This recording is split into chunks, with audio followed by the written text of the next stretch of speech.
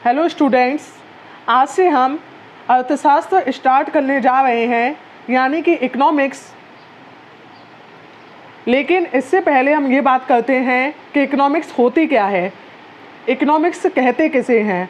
अगर इकोनॉमिक्स यानी कि अर्थशास्त्र की बात करें तो ये ना केवल ज्ञान विज्ञान की एक उपयोगी शाखा है, बल्कि हाल के वर्षों में देखा जाए इसकी जो इम्पोर्टेंस है अर्थशास्त्र की वो लगातार बढ़ी है। इसका महत्व जो है वो लगातार बढ़ा है और इसका कारण है कि आज का युग आर्थिक युग है।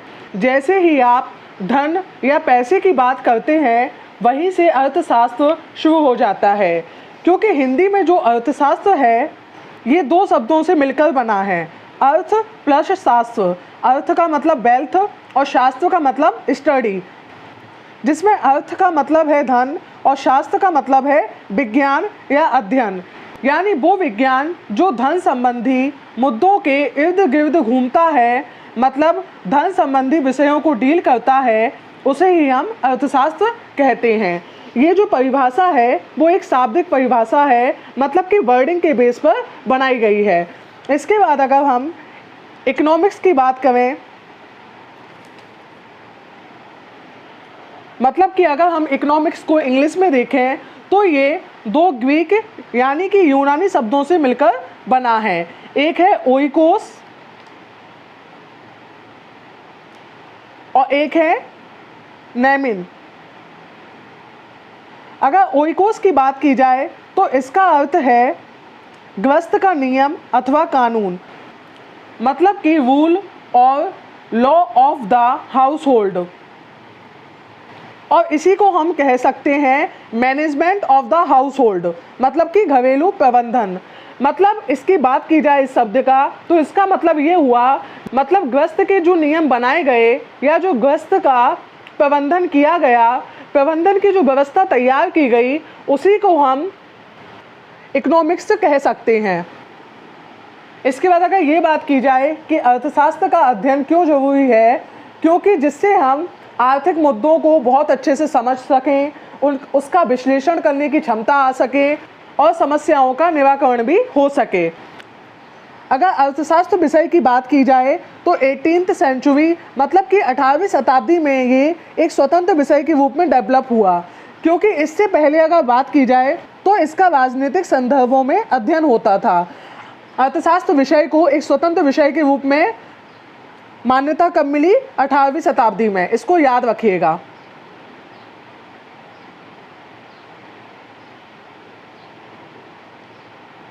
Eighteenth century. अगर अर्थशास्त्र की बात की जाए तो अर्थशास्त्र के जनक हैं, अर्थशास्त्र के जो जनक हैं, मतलब कि फादर ऑफ इकोनॉमिक्स, वो है एडम स्मिथ, और इन्हें आधुनिक अर्थशास्त्र का संस्थापक भी कहा जाता है। इनकी अगर एक बुक की बात की जाए जो कि 1776 में पब्लिश हुई थी, इसका नाम है an inquiry into the nature and causes of the wealth of nations. इस बुक को शॉर्ट में वेल्थ ऑफ नेशंस भी कहते हैं। एडम स्मिथ की जब ये बुक पब्लिश हुई तो अर्थशास्त्र का जो सबसे क्लासिकल रूप विकसित हुआ उसे कहा गया प्रतिष्ठित अर्थशास्त्र, या इसी को शास्त्रीय अर्थशास्त्र भी कहा गया। अगर अर्थशास्त्र की अब पाठ्यक्रम की बात की जाए, मतलब कि अगर सिलेबस की बात की जाए तो हम इसको 3 हिस्सों में बांट सकते हैं। पहला व्यष्टि आर्थिक सिद्धांत और तीसरा भारतीय अर्थव्यवस्था। व्यष्टि आर्थिक सिद्धांत मतलब कि माइक्रो इकोनॉमिक प्रिंसिपल्स, समष्टि आर्थिक सिद्धांत मतलब कि मैक्रो इकोनॉमिक प्रिंसिपल्स, और भारतीय अर्थव्यवस्था मतलब कि इंडियन इकोनॉमी। सिलेबस को देखने से पहले हम ये देखते हैं कि ये व्यष्टि, समष्टि और भारतीय अर्थव्यवस्था है क्या, इन तीनों में क्या अंतर है। इकोनॉमिक्स में मतलब कि अर्थशास्त्र में एक सैद्धांतिक पक्ष है, इसके साथ साथ एक व्यवहारिक पक्ष है। जब हम व्यवहारिक पक्ष में स्टडी करते हैं तो हमारे सराउंडिंग्स में या इर्द गिर्द में जो भी आर्थिक क्रियाएं हो रही हैं वो हमारे जीवन में क्या प्रभाव डालती हैं, मानव समाज पर क्या प्रभाव डालती हैं, राष्ट्र को कैसे प्रभावित करती हैं, उस पूरी व्यवस्था का अध्ययन करते हैं, और इसीलिए इस व्यवहारिक पक्ष को अर्थव्यवस्था कहा जाता है। लेकिन जब सैद्धांतिक पक्ष की बात करते हैं तो इसी को व्यष्टि आर्थिक सिद्धांत कहते हैं और समष्टि आर्थिक सिद्धांत कहते हैं। लेकिन जब हम सैद्धांतिक पक्ष की बात करते हैं तो इसके माइक्रो लेवल पर यानी कि सूक्ष्म स्तर पर कुछ सिद्धांत हैं जिनकी स्टडी हम करते हैं, इसी को हम व्यष्टि आर्थिक सिद्धांत कहते हैं। इसके बाद इसके साथ साथ एक बृहद स्तर पर मतलब कि लार्ज स्केल पर सिद्धांतों की चर्चा होती है जिसे मैक्रो कहा जाता है। मतलब कि इसी को अर्थशास्त्र की भाषा में हम लोग समष्टि अर्थशास्त्र यानी कि समष्टि आर्थिक सिद्धांत कहते हैं। मतलब सैद्धांतिक पक्ष में आप पूरे इकोनॉमिक्स थ्योरी को दो सेक्शन में डील करेंगे, एक माइक्रो इकोनॉमिक के नाम से होगा और एक मैक्रो इकोनॉमिक के नाम से होगा।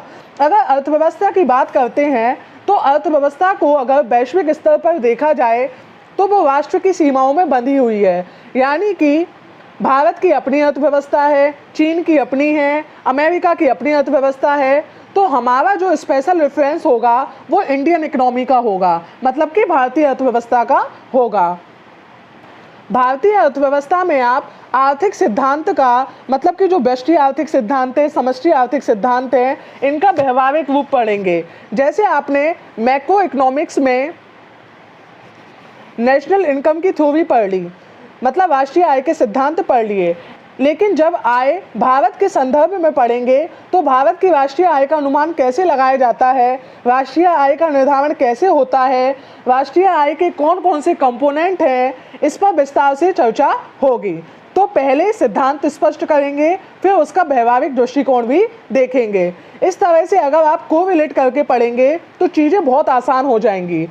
अब व्यष्टिपरक आर्थिक सिद्धांत में हम क्या क्या पढ़ेंगे ये देखते हैं। अर्थशास्त्र का परिचय, क्षेत्र एवं अध्ययन रीतियाँ, मांग, पूर्ति तथा बाजार संतुलन का सिद्धांत, उत्पादन तथा लागत का सिद्धांत, विभिन्न बाजार में फर्म तथा कीमत निर्धारण का सिद्धांत, वितरण का सिद्धांत, कल्याण अर्थशास्त्र, ये हम पढ़ेंगे व्यष्टिपरक आर्थिक सिद्धांत में। इसके बाद समष्टिपरक आर्थिक सिद्धांत की बात की जाए तो इसमें हम क्या क्या पढ़ेंगे, इसमें पढ़ेंगे समष्टि अर्थशास्त्र, विषय क्षेत्र एवं विभिन्न विचारधाराएँ, राष्ट्रीय आय, अर्थ एवं धारणाएँ, मतलब कि धारणाएँ कौन कौन सी होती हैं। इसके बाद आय एवं रोजगार का निर्धारण, मुद्रा, ब्याज तथा कीमतें, मुद्रा तथा बैंकिंग। इसके बाद भारतीय अर्थव्यवस्था में हम कौन कौन से टॉपिक पढ़ेंगे, तो अर्थव्यवस्था एक परिचय, भारतीय अर्थव्यवस्था का विहंगावलोकन मतलब कि ओवरव्यू। जब हम टॉपिक पढ़ेंगे तो आपको और क्लियर करेंगे कि इसका मतलब क्या होता है। इसके बाद भारत में आर्थिक नियोजन, भारत की राष्ट्रीय आय, भारतीय अर्थव्यवस्था के क्षेत्रक, मुद्रा एवं साख, भारत में लोक वित्त, भारत में मानव विकास, खुली अर्थव्यवस्था का समष्टि अर्थशास्त्र, आर्थिक समृद्धि के सिद्धांत, वैश्वीकरण और भारतीय अर्थव्यवस्था। तो आज जो हम जो टॉपिक स्टार्ट करने जा रहे हैं वो व्यष्टिपरक आर्थिक सिद्धांत से स्टार्ट कर रहे हैं। जब हम व्यष्टि यानी माइक्रो शब्द का इस्तेमाल करते हैं तो माइक्रो शब्द का अर्थ ही है सूक्ष्म। सूक्ष्म का मतलब होता है छोटा, और छोटा कहने का अर्थ अर्थव्यवस्था में क्या है, तो जो कुछ आर्थिक क्रियाएं हैं, जैसे अगर हम उपभोग की बात करते हैं तो ये भी अपने आप में एक आर्थिक क्रिया है, क्योंकि मनुष्य की आवश्यकताओं को जो संतुष्ट करता है उसे उपभोग कहते हैं, मतलब कि कंजम्पशन कहते हैं। तो इस सेटिस्फेक्शन के लिए जो चीज़ें प्रोड्यूस की जाती हैं, मतलब कि उत्पादित की जाती हैं, यानी कि उत्पादन। तो उत्पादन एक ऐसी आर्थिक प्रक्रिया है, एक ऐसा इकोनॉमिक प्रोसेस है जिसके माध्यम से गुड्स एंड सर्विसेज जो हैं वो कंजम्पशन के लिए बनाई जाती हैं। लेकिन जब यहाँ पर किसी व्यक्तिगत उपभोक्ता मतलब कि इंडिविजुअल कंज्यूमर के व्यवहार का अध्ययन करें, मतलब कि इंडिविजुअल उपभोक्ता के व्यवहार का अध्ययन करते हैं, तो इंडिविजुअल कंज्यूमर का मतलब ये नहीं कि आप या मैं, इनका एक छोटा समूह भी लिया जा सकता है। छोटे समूह का मतलब किसी विशेष किस्म के वस्तुओं और सेवाओं का उपयोग करने वाले लोगों का समूह।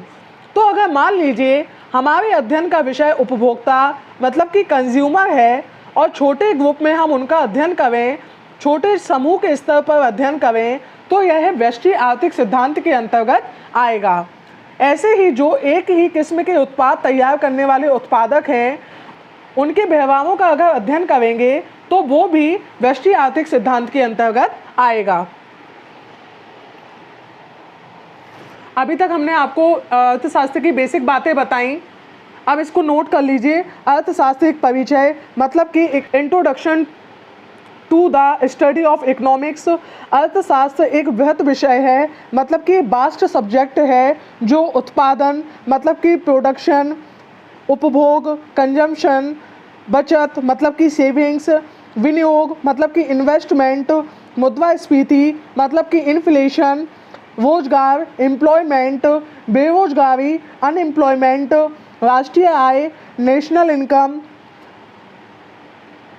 प्रति व्यक्ति आय, अंतर्राष्ट्रीय व्यापार मतलब कि इंटरनेशनल ट्रेड, जीवन की गुणवत्ता क्वालिटी ऑफ लाइफ, मौद्रिक नीति फिस्कल पॉलिसी, राजकोषीय नीति मॉनिटरी पॉलिसी आदि से संबंधित प्रसंगों का अध्ययन करता है। मतलब कि इन सब का इसके अंतर्गत अध्ययन किया जाता है।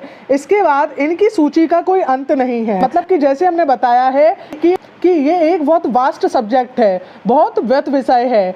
इसके बाद इस विषय की अधिक जानकारी और आर्थिक समस्याओं के समाधान के लिए यह जानना आवश्यक है कि किसी भी आर्थिक तथ्य का स्वभाव क्या है, मतलब कि उसका नेचर क्या है। इसके बाद और संबंधित समस्या का क्षेत्र या शाखा क्या है। तो ये है अर्थशास्त्र का एक परिचय, इसको आप नोट कर लीजिएगा। इसके बाद हमने आपको व्यष्टि अर्थशास्त्र और समष्टि अर्थशास्त्र समझाया, मतलब कि माइक्रो इकोनॉमिक्स और मैक्रो इकोनॉमिक्स के बारे में बताया। तो अब इसको भी नोट कर लीजिए, जैसे हमने आपको समझा दिया है अब इसको नोट भी कर लीजिए। वर्तमान में अर्थशास्त्र का अध्ययन दो भागों में किया जाता है, एक है व्यष्टि अर्थशास्त्र और एक समष्टि अर्थशास्त्र। व्यष्टि का अर्थ होता है छोटा यानी कि सूक्ष्म। अतः जब अध्ययन अथवा समस्या एक इकाई मतलब कि इंडिविजुअल यूनिट या अर्थव्यवस्था के एक भाग से संबंधित होती है तो इस अध्ययन विषय को व्यष्टि अर्थशास्त्र कहा जाता है। इसको आप नोट कर लीजिएगा। इसके बाद अगर समष्टि अर्थशास्त्र की बात की जाए तो समष्टि का अर्थ है बड़ा, मतलब कि लार्ज। इस प्रकार जब अध्ययन संपूर्ण व्यवस्था अथवा संपूर्ण व्यवस्था के समुच्चयों समग्रों से संबंधित होता है तो इस अध्ययन विषय को समष्टि अर्थशास्त्र कहा जाता है। जैसा कि हमने अभी आपको समझाया था, अब इसको नोट भी कर लीजिएगा जिससे आपको आगे याद रहे। तो आज हमने आपको अर्थशास्त्र के बारे में कुछ बेसिक चीज़ें बताई और सिलेबस डिस्कशन किया। चलिए अब हम अर्थशास्त्र की परिभाषा के बारे में बात करते हैं, मतलब कि डेफिनेशन ऑफ इकोनॉमिक्स। अगर अर्थशास्त्र की परिभाषा की बात की जाए तो ज्ञान विज्ञान की विभिन्न शाखाएं होती हैं जिसमें अर्थशास्त्र एक महत्वपूर्ण और उपयोगी शाखा है। हाल के वर्षों में अर्थशास्त्र विषय का महत्व इस अर्थ में बढ़ गया है कि अर्थशास्त्र का ज्ञान वैश्विक अर्थव्यवस्थाओं में विकास एवं समृद्धि की प्रक्रिया को तीव्र करने में उपयोगी है। अतः मानव समुदाय से गरीबी, बेरोजगारी जैसी आर्थिक समस्याओं के निराकरण में सहायक है। इसके अतिरिक्त वर्तमान अर्थव्यवस्थाओं के समक्ष मुद्रास्फीति, खाद्य संकट, मंदी, जनसंख्या विस्फोट, भुगतान संतुलन का संकट जैसी अनेक आर्थिक समस्याओं को तब तक नहीं समझा जा सकता और इनका समाधान तब तक प्रस्तुत नहीं किया जा सकता जब तक अर्थशास्त्र विषय का पर्याप्त ज्ञान ना हो। अभी आप इसको रीड कर लीजिए हमारे साथ साथ, फिर अभी हम आपको एक्सप्लेन करते हैं। प्रत्येक विज्ञान या ज्ञान की शाखा मतलब कि विषय का संबंध एक विषय वस्तु से होता है। जैसे भौतिक विज्ञान की अगर बात की जाए तो इसका संबंध है पदार्थ के गुणधर्म और ऊर्जा से। रसायन शास्त्र की बात की जाए तो इसका संबंध है पदार्थ की संरचना और संगठन से। राजनीति विज्ञान की बात की जाए तो इसका संबंध राज्य और शासन प्रबंध से। अतः अर्थशास्त्री भी अर्थशास्त्र विषय की विषय वस्तु परिभाषित करने का प्रयास करते हैं। यद्यपि ज्ञान विज्ञान की अन्य कोई ऐसी शाखा नहीं है जिसकी विषय वस्तु या एक निश्चित परिभाषा निर्धारित करने में इतना गहरा मतभेद हो जितना अर्थशास्त्र की विषय वस्तु या परिभाषा को निर्धारित करने में अर्थशास्त्रियों में रहा है। मतलब कि और विषय जो हैं उनकी डेफिनेशन तो दी जा सकी है, लेकिन इसमें अर्थशास्त्रियों में काफ़ी मतभेद रहा है। अर्थशास्त्र की अगर बात की जाए तो वो गत्यात्मक विषय है। गत्यात्मक मतलब जो समय के साथ गतिशील नए नए मुद्दों को शामिल करता रहा है। इसके बाद जब 20वीं शताब्दी से अर्थशास्त्र विषय स्वतंत्र रूप से स्थापित हुआ, तब से लेकर आज तक अर्थशास्त्र का जो स्वरूप है वो निरंतर बदलता रहा है। ज्ञान विज्ञान के जितने विषयों की भी परिभाषा दी गई है, जैसे हमने अभी आपको बताया है, वो परिभाषा तभी आसानी से स्पष्ट तरीके से दी जा सकी जब वो विषय पहले से स्थापित थे। लेकिन जब हम इकोनॉमिक्स की बात करते हैं तो ये अपने आप में डिफरेंट सब्जेक्ट हो जाता है और ये आज भी विकास के दौर में है। बहुत सारे नए नए मुद्दे इसमें जुड़ते गए और इसी कारण से आप देखेंगे कि अर्थशास्त्र की कोई एक स्पष्ट डेफिनेशन डिसाइड नहीं हो पाई। अब हम पढ़ेंगे अर्थशास्त्र का बदलता परिदृश्य, मतलब अर्थशास्त्र कैसे टाइम के अकॉर्डिंग मॉडिफाई होता रहा, कैसे अर्थशास्त्र का परिदृश्य बदलता रहा। अगर शुरुआती दौर में आप देखेंगे कि जब अर्थशास्त्र स्वतंत्र विषय बना तो इसकी स्थापना का श्रेय एडम स्मिथ को जाता है, जैसा हमने अभी आपको बताया था।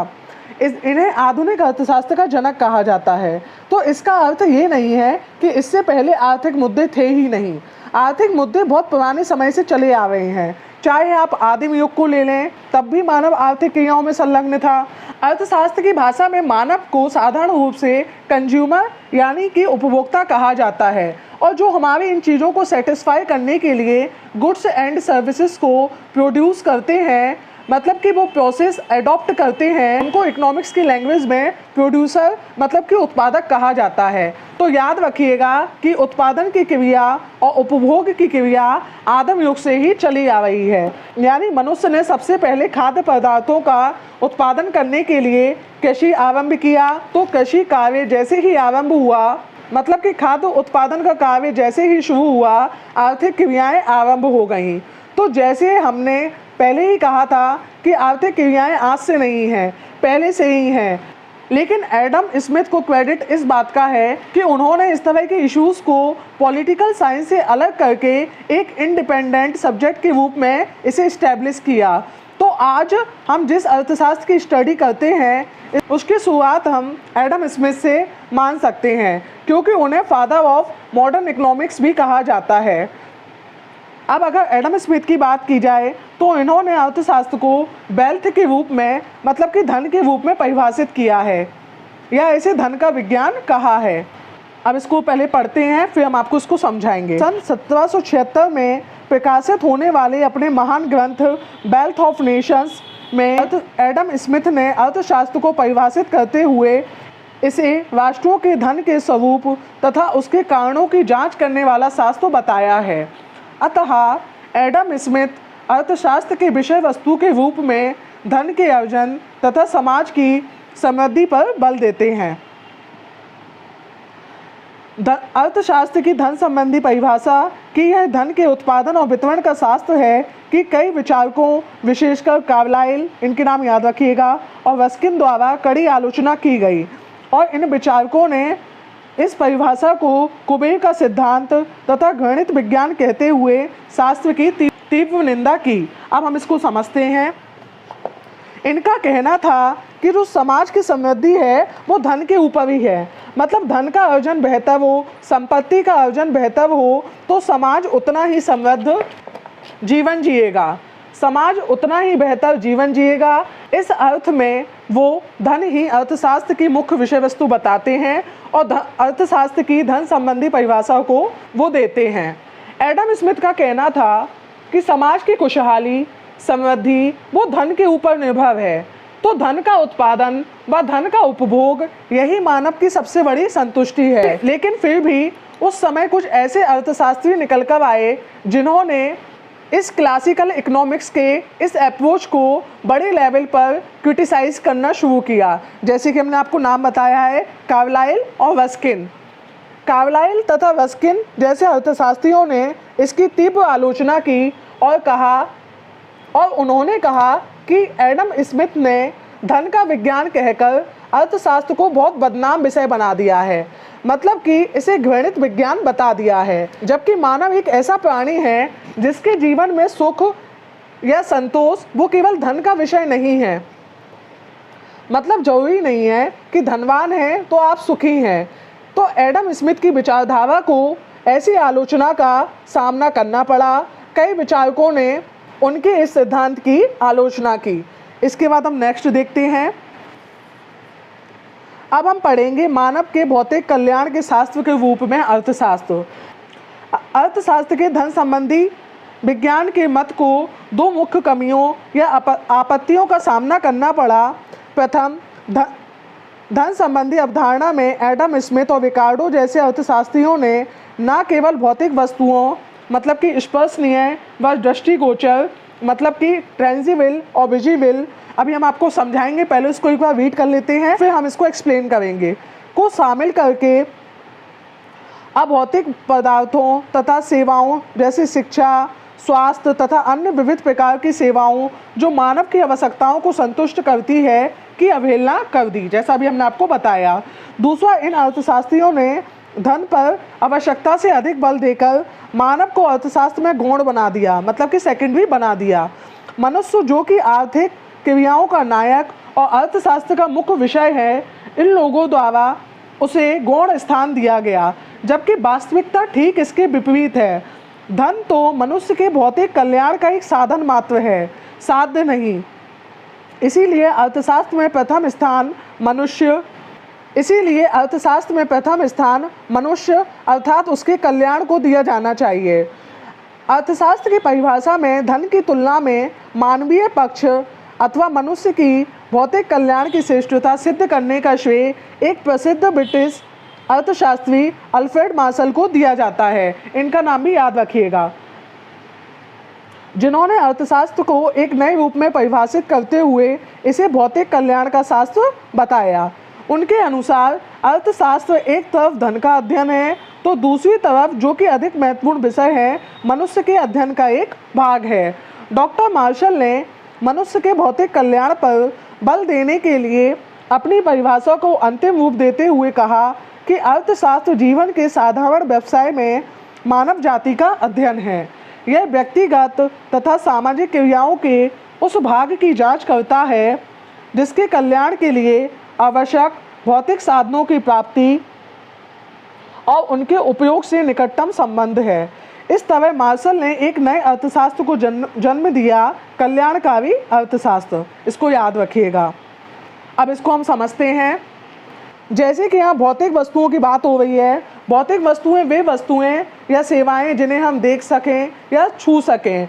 इसके बाद अगर अभौतिक पदार्थों की बात की जाए, मतलब कि जैसे शिक्षा, स्वास्थ्य तथा अन्य विविध प्रकार की सेवाएं, तो अभौतिक का मतलब एक आपको एग्जाम्पल बताते हैं। जैसे कि एक टीचर बच्चों को पढ़ा रहा है, जैसे कि हम आपको पढ़ा रहे हैं, इससे भी आपको सेटिस्फेक्शन मिल रहा है, आपकी कुछ वांट्स हैं जो पूरी हो रही हैं, मतलब आप सेवा का उपभोग कर रहे हैं, जो एक तरह से दिखाई तो नहीं दे रहा है, ना इसे टच किया जा सकता है, लेकिन ये मानव की आवश्यकताओं को संतुष्ट करती है। इसके बाद यहाँ पे एक बात आई थी कि धन तो मनुष्य के भौतिक कल्याण का एक साधन मात्र है, साध्य नहीं। इसका मतलब क्या है? अगर साध्य को देखा जाए कि साध्य होता क्या है, यानी हम क्या पाना चाहते हैं, तो वो है मानव का कल्याण। धन पाना हमारा इरादा नहीं है, धन केवल एक माध्यम है जिससे कि कल्याण हो सके। मतलब कि ये एक साधन है, जो धन है वो सिर्फ एक साधन है जिससे मनुष्य के कल्याण को अधिकतम किया जा सके। यहाँ धन का मतलब केवल मुद्रा नहीं है, कोई भी भौतिक संपदा, वस्तुएं, सेवाएं, ये मानव कल्याण के लिए ही बनाई गई हैं और ऐसे में मनुष्य ही सारी आर्थिक क्रियाओं का नायक है, यानी वही एक तरीके से लीड कर रहा है और जो भी इकोनॉमिक एक्टिविटी करता है उसी को अगर गौण कर दें, मतलब कि जो साधन है उसको आप साध्य मान रहे हैं और जो साध्य है उसे आप स्थान ही नहीं दे रहे हैं। अल्फ्रेड मार्शल का कहना है कि जो भौतिक साधन हैं, जो वेल्थ हैं, वो हम पाना चाहते हैं, उसका उपयोग करना चाहते हैं, लेकिन क्योंकि जिससे हम कल्याण को बढ़ावा दे सकें। इसलिए मार्शल ने ये बात कहकर एक नए अर्थशास्त्र को जन्म दिया जिसको वेलफेयर इकोनॉमिक्स कहा जाता है, यानी कि कल्याणकारी अर्थशास्त्र कहा जाता है। तो आपके अगर एग्जाम में पूछा जाए कि कल्याणकारी अर्थशास्त्र किसने परिभाषित किया, तो वो है अल्फ्रेड मार्शल। इनका नाम याद रखिएगा। अब हम पढ़ेंगे दुर्लभ अथवा सीमित संसाधनों के आवंटन के अध्ययन के रूप में अर्थशास्त्र। पहले हम इसको रीड करते हैं फिर समझते हैं। लंदन स्कूल ऑफ इकोनॉमिक्स के बहुचर्चित अर्थशास्त्री लियोनल रॉबिन्स, इनका नाम याद रखिएगा, ने 1932 में प्रकाशित अपनी पुस्तक an essay on the nature and significance of economic science, इसको याद रखिएगा इनकी बुक का नाम, में अर्थशास्त्र को एक नए दृष्टिकोण से परिभाषित किया। उन्होंने इस बात पर बल दिया कि आर्थिक समस्या इसलिए उत्पन्न होती हैं क्योंकि मनुष्य की असीमित या अनंत आवश्यकताओं की तुलना में आवश्यकताओं की संतुष्टि के जो साधन हैं वो दुर्लभ अथवा सीमित हैं। लोगों की असीमित आवश्यकताएं और सीमित साधन ही सही अर्थों में मानव व्यवहार को चुनाव करने या निर्णय करने के लिए बाध्य करती है। अतः रॉबिन्स का कहना है कि अर्थशास्त्र एक ऐसा विषय है जिसके अंतर्गत मनुष्य के इस चुनाव संबंधी व्यवहार का अध्ययन किया जाता है। अतः रॉबिन्स ने अपनी परिभाषा में 3 तथ्यों पर बल देते हैं। ये इम्पोर्टेंट है। मनुष्य की आवश्यकताएं असीमित है, आवश्यकताओं की संतुष्टि के साधन सीमित हैं, साधनों के वैकल्पिक प्रयोग हो सकते हैं। तो इन तीनों को अंडरलाइन कर लीजिएगा, ये इम्पोर्टेंट है। अतः रॉबिन्स के अनुसार अर्थशास्त्र चयन का शास्त्र है। यह इस बात का अध्ययन करता है कि मानव अपनी विभिन्न आवश्यकताओं की पूर्ति के लिए समाज में उपलब्ध संसाधनों का आवंटन कैसे करता है। जब वस्तुओं और सेवाओं के उत्पादन में सहायक संसाधन दुर्लभ या सीमित होते हैं जबकि आवश्यकताएं असीमित होती हैं तो चुनाव की समस्या उत्पन्न होती है। ऐसी स्थिति में मनुष्य यह चुनाव करता है कि आवश्यकताओं के इस ढेर में से किन आवश्यकताओं को पहले पूरा किया जाए और किन आवश्यकताओं को बाद में। निसंदेह अर्थशास्त्र की अन्य परिभाषाओं की तुलना में रॉबिन्स की परिभाषा अधिक वैज्ञानिक जान पड़ती है क्योंकि रॉबिन्स ने इस परिभाषा के माध्यम से उन मूल आर्थिक समस्याओं को उजागर किया है जिसका सामना समाज को करना पड़ता है।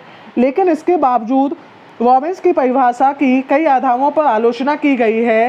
रॉबिन्स के विरुद्ध सबसे प्रमुख आरोप यह है कि यह बहुत अव्यावहारिक हो गई है तथा किसी भी आदर्श तत्व से रहित है।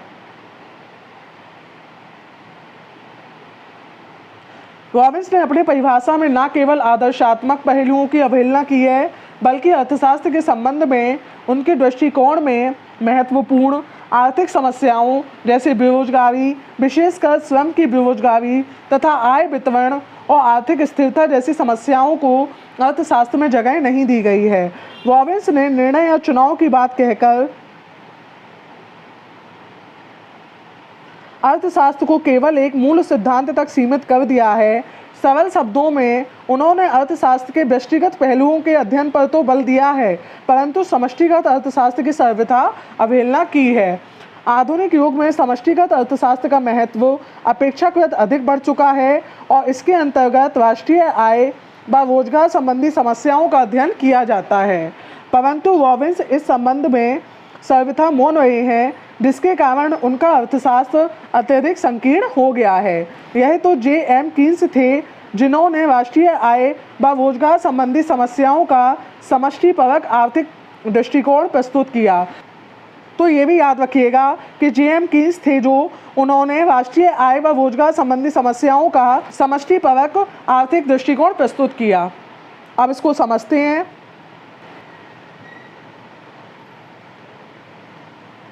तो अब यहाँ ये साधन की जो बात हो रही है पहले हम इसको समझते हैं कि क्या है, मतलब कि रिसोर्सेस।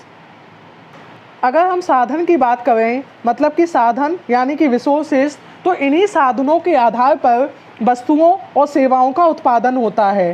फिर बात आती है कि वस्तुओं और सेवाओं का जो उत्पादन मतलब कि प्रोडक्शन होता है इसकी ज़रूरत क्या है। तो वस्तुओं और सेवाओं के उत्पादन की आवश्यकता इसलिए है क्योंकि उपभोग के लिए इनकी मांग है। उपभोग मतलब कि कंजम्पशन के लिए इनकी डिमांड है और इसका कंजम्पशन क्यों किया जा रहा है, जिससे ह्यूमन की अपनी जो वांट्स होती हैं उनको सेटिस्फाई किया जा सके। मतलब कि मानव की कुछ मूलभूत आवश्यकताएं हैं, उसकी कुछ बेसिक ज़रूरतें हैं, उनको संतुष्ट करने के लिए कंजम्पशन किया जा रहा है। जैसे उदाहरण के लिए अगर आप देखें तो ये भोजन, वस्त्र, आवास, ये सब क्या है, ये सब उसकी वांट्स हैं, किसकी, मानव की। तो ये तो सिर्फ कुछ उदाहरण है, इसमें बहुत सारी चीज़ें आ जाती हैं। भोजन की अगर बात की जाए तो भोजन हमारी प्राथमिक ज़रूरत है। जीवन जीने के लिए, सर्वाइव करने के लिए हमें भोजन चाहिए ही है। तो आवश्यकताओं को सेटिस्फाई करने के लिए हमें कहीं ना कहीं उपभोग मतलब कि कंज्यूम करना पड़ता है। तो किन चीज़ों का कंज्यूम करेंगे? वस्तुओं और सेवाओं का। ये कहाँ से आएगी? तो ये उत्पादन से आएगी। और उत्पादन कैसे होगा? तो उत्पादन के लिए हमें किसकी ज़रूरत पड़ेगी? साधन की। तो साधन की अगर बात करें तो सबसे पहले इसमें क्या क्या आता है? तो साधन में आता है जैसे कि भूमि, लैंड, पूंजी, कैपिटल, लेबर्स मतलब कि श्रम, उद्यम मतलब कि इंटरप्रेन्योरशिप इसका मतलब होता है रिस्क टेकर, मतलब कि लॉस को देखते हुए भी रिस्क लेना ही उद्यम है। तो जो उत्पादन करने वाले एजेंट होते हैं तो उनमें से बहुत से एजेंट जो होते हैं वो रिस्क टेकर होते हैं, मतलब कि जो जोखिम बहन करते हैं, खतरा मोल लेते हैं, मतलब कि प्रॉफिट और लॉस का खतरा। क्योंकि बिजनेस करते हैं तो जरूरी नहीं है कि उसमें हमेशा प्रॉफिट ही हो, लॉस भी हो सकता है। और अगर लॉस सहने की क्षमता आप में आ गई तो आप क्या हो जाएंगे? आप कहलाएंगे उद्यमी, मतलब कि एंटरप्रेन्योरशिप। तो इस तरह से जो उद्यम है, भूमि है, श्रम है, पूंजी है, ये सब उत्पादन के साधन हैं। लेकिन यहाँ पर जो साधन है इसके सामने दो समस्याएं हैं। पहला, ये दुर्लभ है, मतलब कि स्केर्स है। स्केर्स का मतलब ये लिमिटेड है, मतलब कि सीमित है। अगर ये असीमित होते, अनलिमिटेड होते तो सारी समस्याएं ही खत्म हो जाती। दूसरी समस्या इनका वैकल्पिक प्रयोग होना, मतलब कि जैसे एग्जाम्पल के तौर पे आपके पास ज़मीन है तो आपके पास विकल्प भी है, जैसे उस ज़मीन पर खेती कर सकते हैं, उस ज़मीन पर मकान भी बना सकते हैं। लेकिन अगर मकान बना देंगे तो उस ज़मीन पर उत्पादन नहीं कर पाएंगे, और अगर आप अन्न उपजाएंगे उस पर तो आप आवास नहीं बना पाएंगे। तो दोनों में से आपको एक चुनना पड़ता है, मतलब कि ये वैकल्पिक प्रयोग है, मतलब कि ऑल्टरनेटिव यूज़ है। मतलब अगर आपके पास पूंजी है तो आप कोई भी बिजनेस शुरू कर सकते हैं, कौन सा बिजनेस किया जाए यही विकल्प है। तो ऑल्टरनेटिव यूज़ होने के कारण, दुर्लभ होने के कारण वहाँ पर उत्पादक के सामने एक समस्या क्या आ गई कि हम किस चीज़ का चुनाव करें। और जब उसका चुनाव बेहतर हो जाए तो समझिए समस्या का समाधान हो गया। यानी अर्थशास्त्र चुनाव की समस्या का अध्ययन है, चॉइस की स्टडी कराता है। वो बताता है कि हमारे चॉइस के पैरामीटर क्या होंगे। इन चीज़ों का अध्ययन ही अर्थशास्त्र है। तो अब ये दृष्टिकोण कौन लेकर आए? तो जैसे हमने आपको भी बताया है, इनका नाम है लियोनल रॉबिन्स। तो इनका नाम याद रखिएगा। मतलब कि आपकी आवश्यकताएं अनंत हैं, कोई सीमा नहीं है। ऐसे में उनको पूरा करने वाले जो साधन हैं वो साधन दुर्लभ हैं, सीमित हैं। और अगर इस रेशियो में बात करें तो मनुष्य को ये देखना पड़ता है कि पहले किस चीज़ को प्राथमिकता दें और किसे बाद में। इसके बाद जो रॉबिन्स की 3 तथ्य हैं, ये इंपॉर्टेंट है, एग्जाम में पूछे जा सकते हैं, इनको भी याद रखिएगा। इसके बाद अगर बात की जाए तो इनकी भी परिभाषा को क्रिटिसाइज़ किया गया है, क्योंकि इन्होंने आदर्श तत्व शामिल नहीं किए। मतलब कि इन्होंने ये नहीं बताया कि इन समस्याओं का समाधान कैसे होगा। क्योंकि अगर इकोनॉमिक्स की बात की जाए तो इसका उद्देश्य केवल आर्थिक समस्याओं को प्रकाशित करना नहीं है, बल्कि उसका सॉल्यूशन ढूंढना भी है, उसका समाधान भी प्रस्तुत करना है। इसलिए इनकी आलोचना हुई है। अब इसके आगे हम नेक्स्ट क्लास में कंटिन्यू करेंगे। Okay, thank you.